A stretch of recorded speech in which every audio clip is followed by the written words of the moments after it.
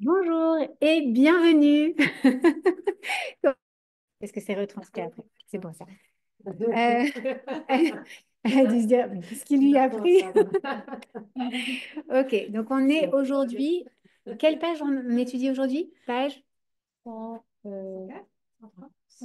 est page 105. Ok, page 105 du livre de la rabbinite Yosef, Sarah Yosef. Et on va dédier ce cours pour la Refoua Shelema Bekarov de Eliaou Hanavi Ben Tita Esther, Yosef Ishaï Ben Daniel Myriam, Adel Myriam Bat Michal Alia, euh, Léa, non, Chana Léa Dvora Chaya Bat Mazal Tov. Euh, qui y a d'autres? Vous avez? Non? Et les Iloi Nishmat, notre Rav Shalom Dovber Ben Eliaou Akiva, Bezrat Hashem. Et demain, c'est l'asgar de mon papy Maurice Moshe Ben Eliaou, Ayash. Et voilà, que Akadosh Baruch Hu, fasse que son âme s'élève vers lui, Bezrat Hashem, par tout le mérite qu'il a implanté. C'est grâce à lui qu'on est tous connectés. C'était euh, le seul allumeur de lampadaire dans notre famille. Donc, il était vraiment très inspirant, très respectueux de l'autre, avec des midot tovot incroyables et beaucoup, beaucoup de bitachon. Donc, voilà, Kakadosh Baruch Hu, il lui donne une nishmat. Et je vais remettre mes lunettes. On va faire un rek. Shira ma'alot mima'amakim keraticha Adonai.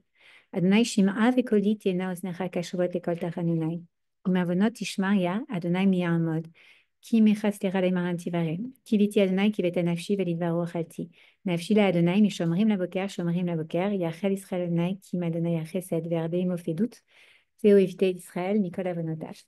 Ok. Alors, qu'est-ce qu'il veut commencer à lire?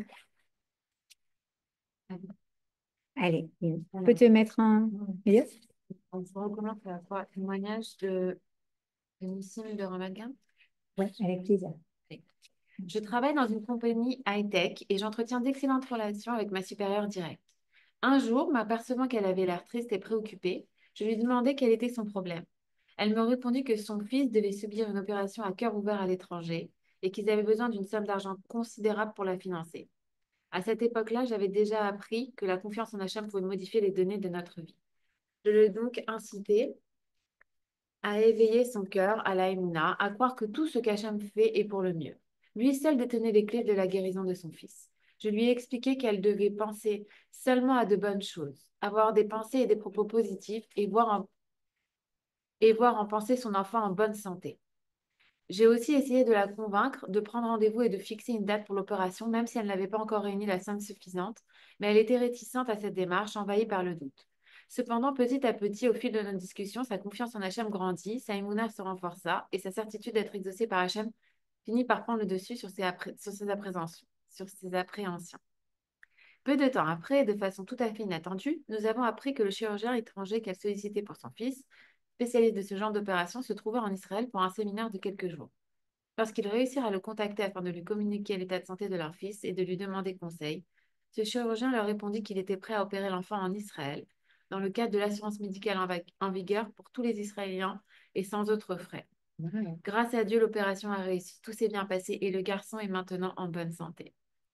La leçon à tirer de ce cas est qu'il en est ainsi dans tous les domaines, que ce soit pour la recherche d'un conjoint, d'un travail, la santé, l'éducation de nos enfants ou tout autre problème. Au fur et à mesure que notre émouna se développe, les bienfaits divins se multiplient en notre faveur. Le Rav Yosef Zendel de Salamte disait: un homme se doit de trouver le moyen de subvenir aux besoins de sa famille, car nous ne méritons pas de miracles dévoilés. Nous devons donc entreprendre par nous-mêmes des démarches afin de permettre à l'abondance divine de se déverser sur nous. Celui qui veut se tromper et voir que tout ce qui arrive est logique et naturel se trompe. Comme nous l'avons expliqué précédemment, Hachem régit son monde par la voie de la nature, dont les lois gouvernent le monde depuis sa création. C'est pour ça que les miracles révélés ne se produisent pas tous les jours et que nous devons faire notre part d'effort. Ishtaldout en hébreu, pour que le monde continue à exister selon les lois de la nature. La réalité nous contraint donc à fournir des efforts pour atteindre nos objectifs. Nous devons agir, faire une démarche, Ishtaldout, afin que lorsque se produira enfin le miracle que nous attendions, il semblera résulter d'un processus naturel répondant à des lois scientifiques et logiques. Mais en réalité, toute la nature est un miracle. C'est ce qu'explique le Rav Yosef Zandel de Salente lorsqu'il écrit: L'homme est contraint de faire un effort, doute, et les miracles révélés se dévoileront à lui et lui feront comprendre qu'ils sont vraiment des miracles et que ce n'est pas lui ni ses efforts qui les ont provoqués. Ok, super intéressant. C'est un concept qu'on a vu déjà plusieurs fois dans les cours. Cindy, je ne sais pas si tu es familière avec, quand en fait, lorsqu'Hachem a créé le monde, il a créé ce qu'on appelle la Teva, la nature, d'accord? Et que, en fait, il y a des lois dans cette nature. Donc, c'est comme si tu as, on va dire, un jeu vidéo. Tu sais que dans Mario Bros, par exemple, pour que le petit Mario, il monte, oui, bon, c'est bizarre les paraboles, c'est bizarre. Pour que le petit Mario monte, il faut que tu appuies sur le bouton, d'accord? À l'intérieur, en fait, il y a des règles. C'est-à-dire que le petit Mario, il peut pas monter plus que 5 mètres, etc., etc. Quand Hachem, il a créé ce monde, il a créé avec des règles. Et ces règles, eh ben, normalement, elles sont fixes. C'est des règles de la nature, elles sont comme ça. L'eau coule, d'accord? L'eau ne se rétracte pas, sauf dans la mer, mais parce que c'est l'attraction de la Lune, etc. C'est différent, d'accord? Euh, quand tu, si je lâche mon truc, il tombe, d'accord? Il y a des lois qui sont les lois de la nature. Le truc, c'est qu'on comprend qu'en réalité, tout ça, ce sont aussi des miracles. Pourquoi? Parce qu'en réalité, c'est Hachem qui les a créés. On trouve ça normal. C'est normal, c'est naturel, entre guillemets. Pourtant, c'est miraculeux en même temps. Parce que à la base, il n'y avait rien. Ça n'existait pas. Hachem, il a dit et c'est arrivé. C'est extraordinaire, d'accord? Et on sait aussi que Israël n'est pas soumis aux lois de la nature en général, d'accord? Bien sûr que si on se jette, si on saute de la fenêtre, on tombe, d'accord? Ça c'est sûr, d'accord? Loi les nous. Mais en revanche, c'est pas parce que une loi dit que ça va être comme ça pour quelqu'un du peuple d'Israël que ça va nécessairement être. Pourquoi? Parce que toutes nos actions peuvent changer les choses. Tout ce qu'on fait peut changer les choses. On appelle, il y a un passouk dans la Torah qui dit Ein mazal le Israël. Il n'y a pas de mazal, il n'y a pas de prédestination. Ça veut dire que oui, la mer qui normalement coule, eh ben, pour Israël, elle s'est ouverte en deux. Pas qu'en deux d'ailleurs, en 12 différents canaux. OK? Tunnels, entre guillemets.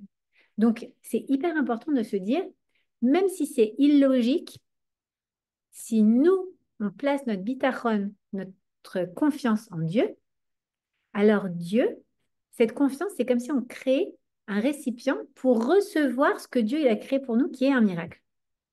Mais si nous, on ne crée pas ce récipient, on ne va pas le recevoir. On n'a rien pour l'attraper, entre guillemets. D'accord? Donc, c'est la confiance en Dieu, le bit qu'on appelle le bitachon, elle fonctionne comme une sorte de clé, de récipient, qui va pouvoir permettre d'accueillir ce qu'Hachem il veut nous envoyer et ce qu'on lui demande. Maintenant, ce qui est très important de comprendre, c'est la ishtadlout, le fait de faire ses efforts. On est dans un monde où il y a des règles. Nous, on est comme Mario Bros à l'intérieur du video game. Ce qui veut dire que je peux pas attendre que les pièces elles viennent à moi ou les petits sans sauter sur les champignons. C'est comme ça. J'espère que vous connaissez tous ce jeu. Non? Ok. Je ne peux pas attendre que ça se passe autrement. Si je veux, si je veux que quelque chose arrive, alors je suis dans un monde de l'action. D'accord? Donc, je dois avancer et on voit d'ailleurs que, par exemple, on prenait l'exemple de l'ouverture de la mer Morte, de la mer des gens, pardon. Comment est-ce que ça s'est fait? Eh bien, il y a eu 4 groupes qui se sont fondés. Ils venaient de sortir d'Eretz Israël, de Mitzrayim, pardon, d'Égypte. Ok? Ils avaient fui 210 ans d'esclavage.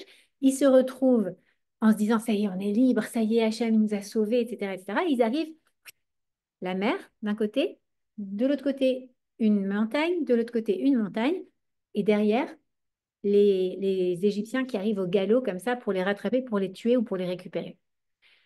Ils se sentent pris au piège. 4 groupes se forment, d'accord? Le premier dit, bon, bah, Allez, hop, on se suicide. Qu'est-ce qu'on va faire?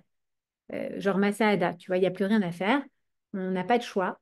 Il n'y a plus d'espoir. Allez, on saute dans l'eau et on meurt dans l'eau.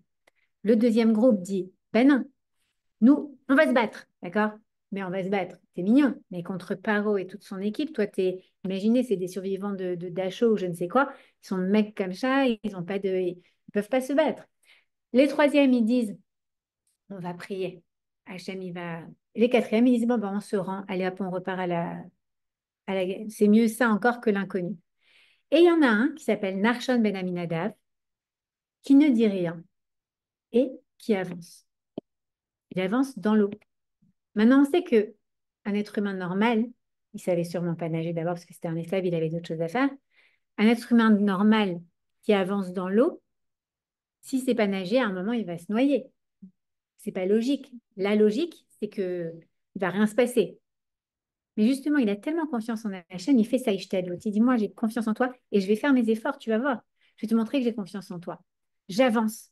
C'est ça, l'autre. Saïchtalout, c'est je fais l'effort et je sais que tu vas l'ouvrir, cette mer.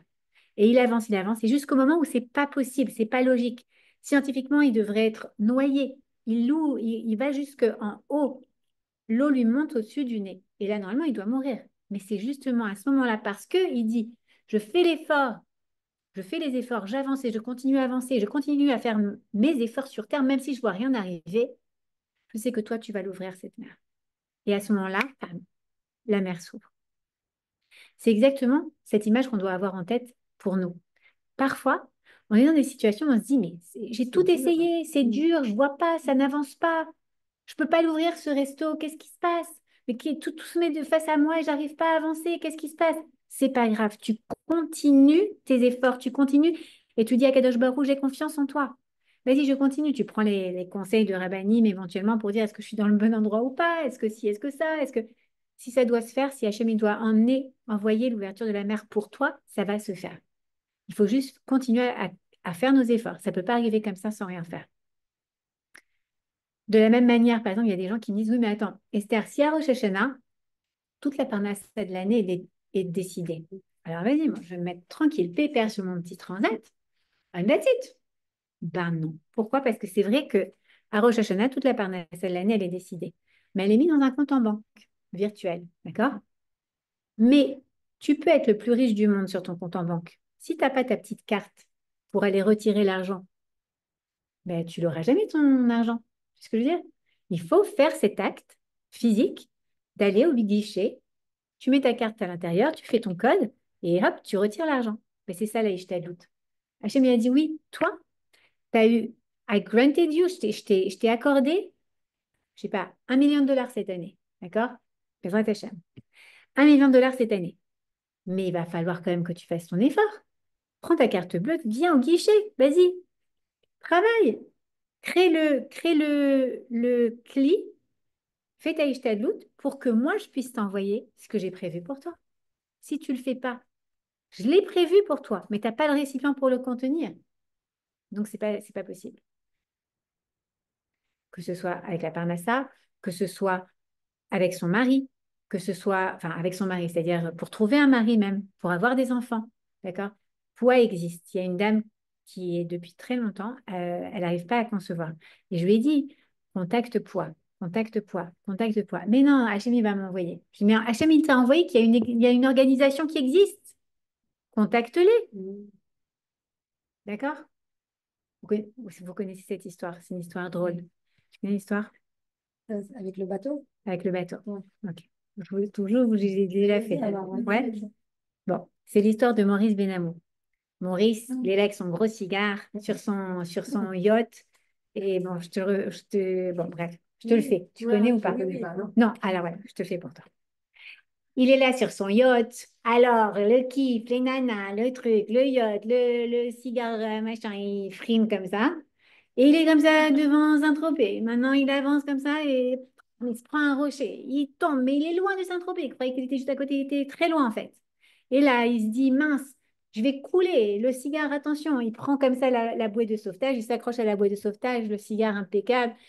Et il attend. Hachem, alors Hachem, combien de millions j'ai donné? Combien de millions j'ai donné à Tzedaka, moi? Tu vas me sauver. Alors, il attend. Il attend. Au bout d'un moment, comme ça, il dérive, il est en plein milieu de la Méditerranée. Et il y a un mec en canoë-kayak qui passe de nulle part et qui lui dit ça va, monsieur? Ouais, ça va, vas-y, lâche-moi, toi. Et Hachem, il va me sauver. Mais vous voulez pas que je vous prenne dans mon canoë-kayak? Mais non, je t'ai dit, Hachem, il va me sauver. D'accord. Maintenant, un hélicoptère qui arrive. Allô, bonjour, nous avons été alertés par le monsieur du canoë-kayak que vous avez un problème, etc. On est venu pour vous hélicopter, comment on dit? Bon, bref, hélicoptérer, héliporter, voilà. Et encore, il continue. Alors, mais ça va pas, non, moi, je suis très copain avec Hachem, il va me sauver. Bon, bref, il arrive au paradis parce qu'il meurt noyé. Il meurt noyé. Il arrive comme ça devant Hachem et Hachem lui fait Maurice, alors, je t'ai envoyé un canoë, je t'ai envoyé un hélicoptère. D'accord? Ça veut dire qu'Hachem, il nous envoie exactement ce qu'il veut pour nous sauver. Mais nous, est-ce qu'on va faire doute d'aller et de voir qu'en fait, c'est la main d'Akadosh? Il n'a pas pris l'effort, en fait. Il n'a pas fait l'effort. Parce qu'il y en a tellement Mais pourquoi qui enfin, je sais pas. y croient. C'est comme l'autre histoire, je vous la fais très courte, de celui qui veut gagner au loto, mais qui n'achète pas son ticket. Ouais, Et tu peux prier 1000 ans si tu n'achètes pas ton ticket. Oui, ouais. Ça ne sert à rien. T'es d'accord? Donc, c'est ça l'histoire. Voilà. Maurice Benamou, le pauvre. Mais ça nous arrive à tous de nous dire, bah attends, mais bien sûr que je vais avoir le Shalom Bayit avec mon mari, mais bien évidemment, enfin, je prie tous les jours pour ça. Oui, mais est-ce que tu travailles sur toi aussi? D'accord? Bien sûr que je vais faire taille mannequin. Nanana. Bon, mais la boîte de Daniel, elle est finie. Non, travaille sur toi aussi, mais je prie tous les jours. J'allume une bougie Bisrout Baba Sali que j'ai ma taille mannequin. Mais il faut que tu fasses attention. C'est ça. D'accord? Donc, bien sûr qu'il faut faire l'Aïch Tadout. L'Aïch Tadout, c'est ce récipient qui nous permet de recevoir la bracha d'Hachem. Voilà. Vous voulez continuer à lire? Morgane, tu veux? Ou Johanna, tu veux? Est-ce que tu me permets de te mettre un... Ouais. Par contre, je me rappelle plus, on pas intéressé. Là, le Rav. Après, à la fin, le 105. Le Rav Yosef. Ouais. Le Rav Yosef Zindol disait: j'achète un billet de loterie et avec ça, je remplis mon devoir de faire l'effort de gagner ma vie. Ainsi, si je décroche le gros lot, on pourra penser que c'est tout à fait naturel. Jusqu'où doit-on s'efforcer? Puisque nous ne méritons pas de miracles dévoilés, il nous faut savoir quels efforts nous devons fournir afin que les miracles qui s'opèrent en notre faveur aient l'air naturels. La plupart des démarches que nous entamerons afin d'atteindre nos objectifs ne seront couronnées d'un plein succès que si nous sommes intimement persuadés que c'est Hachem qui agit pour nous. Malgré cela, nous devons fournir ces efforts afin d'obtenir des résultats tangibles. La question qui se pose alors est: combien d'efforts devons-nous fournir et combien devons-nous investir? Il est évident qu'il faut associer nos efforts personnels à la confiance en Hachem. Nous devons faire tout notre possible, puis nous reposer inconditionnellement sur notre Créateur. Le Rav de Brisk, le Beth Halevi, dit: puisque le monde a été créé avec des lois naturelles, l'homme est contraint de conjuguer ses propres efforts avec le bitachon, la confiance en Hachem. L'effort, acte ou autre démarche concrète, ishtadlut, n'est qu'un déclencheur pour obtenir l'abondance divine, en réalité générée par le mérite de notre émouna, selon notre niveau. L'effort n'est donc que le moyen d'obtenir ce que nous avons acquis par la force de notre bitachon, de notre confiance en Hachem. Le bitachon, la confiance en Dieu, est ce qui nous donne le mérite de voir nos efforts et nos désirs se réaliser. L'effort par lui-même n'a pas le pouvoir de créer la réalité que nous souhaitons, il n'est qu'un moyen. Le bitachon, quant à lui, est le but ultime auquel nous devons aspirer et qui permet la réalisation de nos souhaits. La réponse à cette question fondamentale de la quantité d'efforts à investir pour obtenir quelque chose est la suivante. Plus une personne a foi en Dieu, moins elle devra fournir d'efforts, et inversement. Moins un homme a de émouna, plus il devra redoubler d'efforts pour arriver à ses fins. On peut donc conclure que le bitachon, la confiance en Dieu et l'effort fonctionnent ensemble. Par exemple, un homme investit tous les efforts possibles et toute son énergie pour subvenir aux besoins de sa famille. Il passe la plus grande partie de la journée en dehors de la maison pour travailler. Son épouse travaille elle aussi à l'extérieur. Lorsqu'il rentre à la maison, ils continuent tous les deux à travailler, acceptent des heures supplémentaires à domicile et cumulent plusieurs emplois. Il serait tout à fait logique d'en déduire que ce couple jouit d'une certaine aisance économique et qu'il mène un train de vie élevé. Pourtant, bien souvent, on constate que ce n'est pas du tout le cas. Ces personnes qui déploient de gros efforts pour leur subsistance ont souvent un niveau de vie tout à fait moyen et ne parviennent pas toujours à assumer toutes leurs dépenses. Comment est-ce possible après tant d'efforts déployés? Il est clair, d'après ce que nous avons dit, que leur confiance en Hachem se trouve à un niveau très faible, puisqu'ils ne fournissent des efforts que dans le domaine matériel. Il n'est donc pas étonnant que leurs efforts n'aboutissent pas, car l'impact de l'effort ne suffit pas à lui seul à faire surgir quelque chose du néant. C'est en fait le bitachon qui sauve, or, comme le leur est faible, le résultat l'est aussi. Bien que le réceptacle qu'ils ont créé pour recevoir l'abondance soit grand, que leurs efforts soient considérables, il n'y a pas de quoi le remplir. Ce réceptacle restera donc inexorablement vide puisqu'ils ne méritent pas, du fait de leur manque de confiance en Dieu, de recevoir l'abondance céleste. Dans le cas où, malgré le manque de bitachon, une personne réussirait financièrement, sa réussite ne serait pas le produit de son seul travail. Un approfondissement du sujet n'est pas l'objet de ce livre. Comment pouvons-nous savoir avec certitude que notre confiance ou bitachon est justement proportionnée à notre effort? Comment l'homme peut-il savoir qu'il n'inverse pas les choses et que la mesure de son bitachon n'est pas faible par rapport aux efforts qu'il fournit? Et inversement, comment pouvons-nous savoir que nous avons fourni les efforts requis et qu'il ne faut pas en faire plus? La réponse est qu'il faut se fier aux normes humaines. Bien que l'homme ait la capacité de faire de nombreux efforts dans tous les domaines de la vie, le choix d'un conjoint, la parnassa, la santé, etc., il doit savoir se limiter. Lorsqu'il investit au-delà de ses forces et au-delà de l'entendement humain, c'est signe qu'il en fait trop. De plus, nous avons également la possibilité de vérifier notre niveau de confiance en Hachem. Un homme qui a la foi en Dieu, même lorsqu'il est confronté à de gros problèmes, reste toujours serein. Pourquoi se ferait-il du souci? Il est convaincu de pouvoir s'appuyer sur Hachem et que c'est lui qui pourvoit à tous ses besoins. Son niveau de confiance en Dieu est donc égal à sa tranquillité d'esprit. Lorsque nous sommes sûrs et certains que ce qui doit arriver arrivera et que tout provient du ciel, cela signifie que notre niveau de bitachon est élevé, car seul un homme confiant en Hachem est capable de rester serein en toutes circonstances. Il ne ressassera pas ses problèmes à longueur de journée et n'en perdra pas le sommeil. Il est écrit dans les psaumes, remets ta charge à l'Éternel et il en prendra soin de toi. Il prendra soin de toi.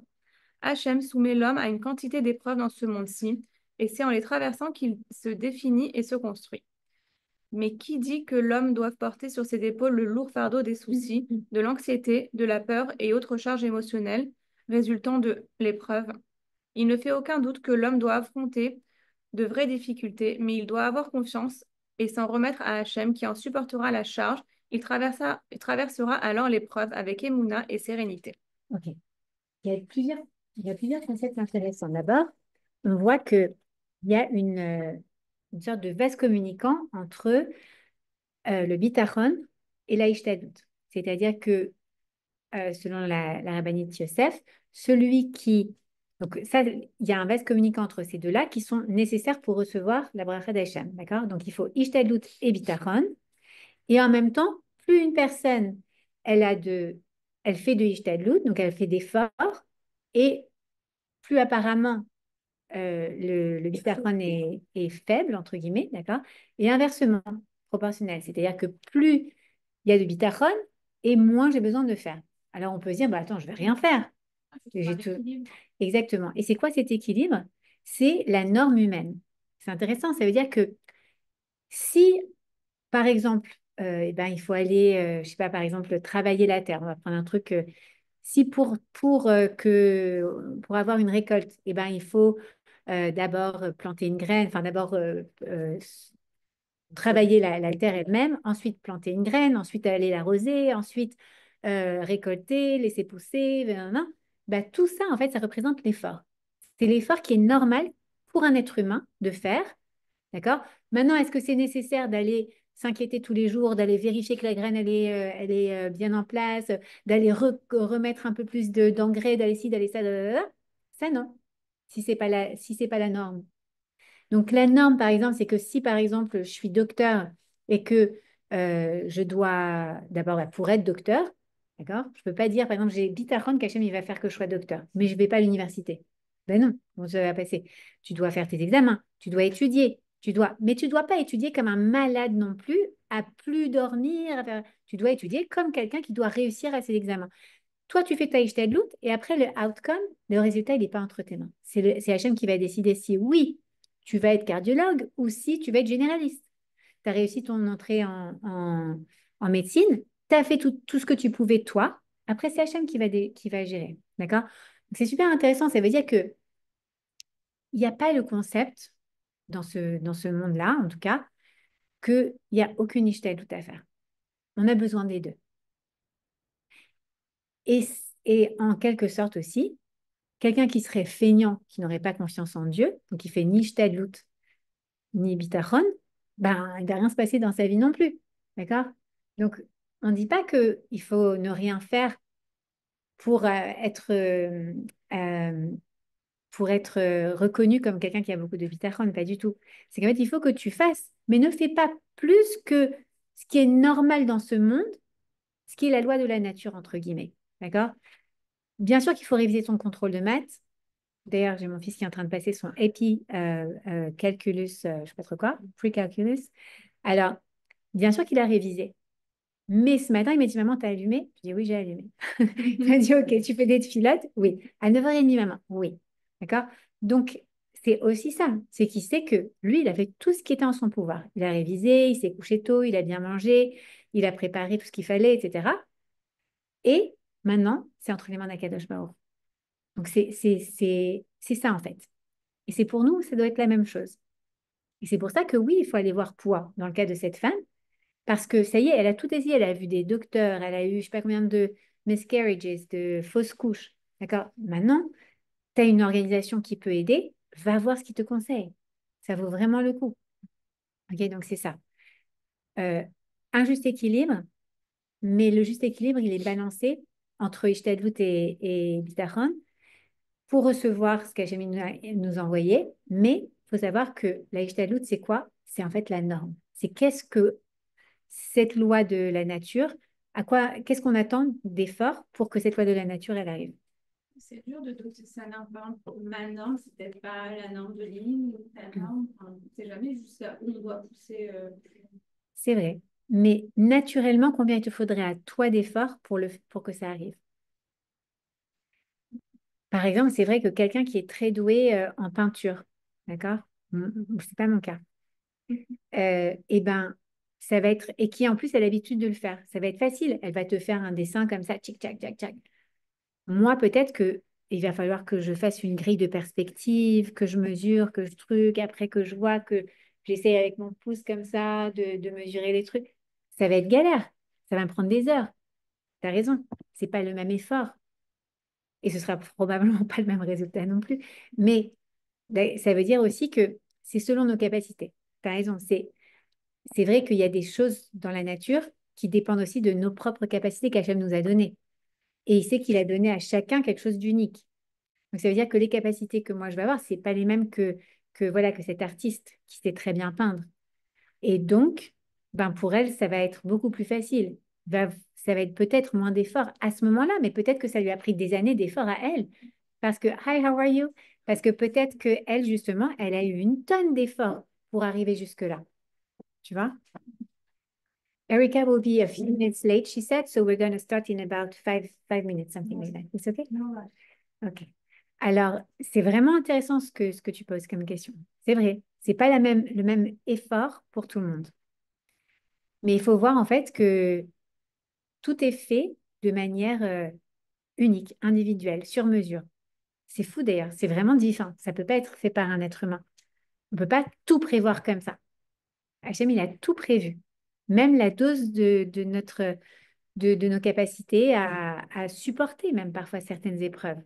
Tu vois? Euh, Ouais. Non, j'allais donner un exemple, je vais donner un autre exemple qui est connu par plus de gens. Reine Hana, la maman de Eleni Orna, ok? Elle dit, les gens viennent la voir en lui disant, mais comment tu fais? Mais comment tu fais? Mais vous ne pouvez pas comprendre, parce que cette épreuve, c'est pas la vôtre, c'est la mienne. Bah oui. Et du coup, moi, Hachem m'a donné les corottes pour cette épreuve-là. Moi, j'aurais peut-être pas supporté la vôtre, l'épreuve, je sais pas ce qu'elle est, mais moi, c'est une autre épreuve. Et elle dit, l'année dernière, quand c'était en octobre, j'ai donné un cours, ou en novembre, je ne sais plus, à Aventura, et elle était là et elle racontait son histoire aussi.